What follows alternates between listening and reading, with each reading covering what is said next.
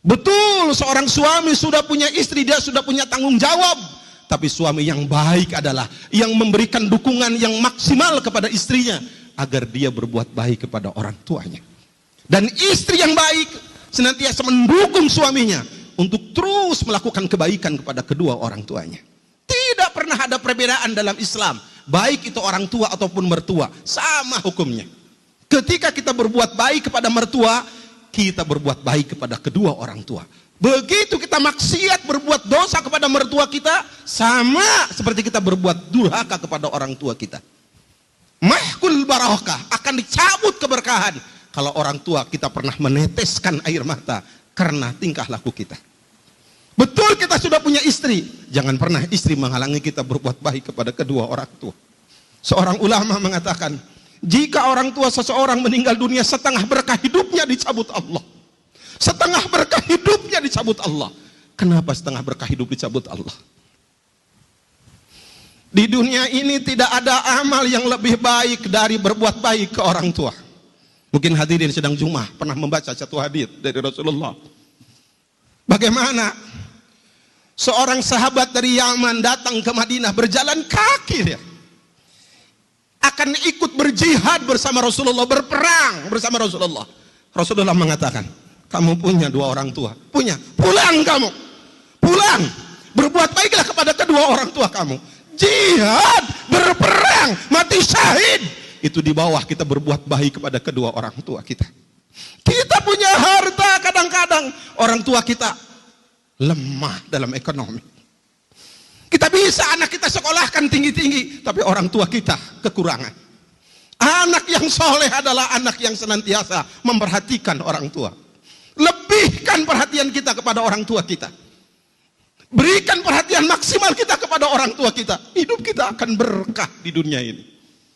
Makanya kita harus sedih kalau ada anak SMA, anak SMP yang melawan orang tuanya. Negara bangsa kita tidak akan pernah berkah kalau ada anak yang durhaka kepada orang tuanya.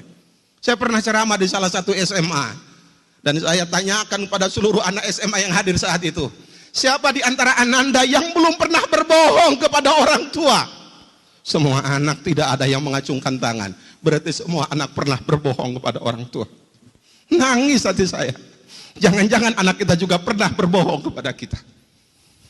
Orang tua segala-galanya buat kita. Kenapa berkah seseorang dicabut?